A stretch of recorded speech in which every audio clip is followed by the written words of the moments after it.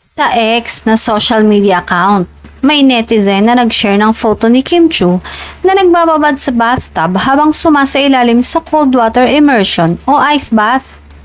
Isa itong klase ng training regimen na therapeutic para sa mga atleta at health buffs na ginawa rin noon ni Matteo Guidicelli at Gerald Anderson. Ikinonek naman ito ng Kim Pao fans sa naging routine ni Paula Avellino na cold plunge o cold therapy na pareho rin ang proseso sa ice bath kamakailan. Matatandaang sa IG post noon ng aktor ay sinabi nitong bahagi na ng daily routine niya ang paglublob sa yelo. Dahil dito, nagsuspetsa agad ang Kim Pao fans na magkasama ang dalawa nang nag-undergo sila sa cold water immersion kaya naman inurot nila si Paulo. Sagot naman ng aktor, grabe naman kayo, nagkataon lang.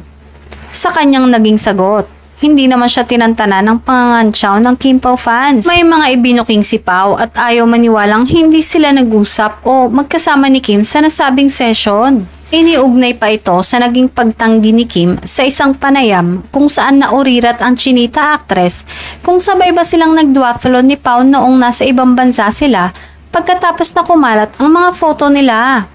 Ang sagot kasi ni Kim ay nagkataon lang daw yon. Tila agad na nakumpirma din na magkasama nga ang dalawang ito matapos na mag-post si Antonio sa kanyang Instagram account kung saan spotted sa background nila sina Kim Chiu at Paula Avellino. Na tila masayang nagkukwentuhan.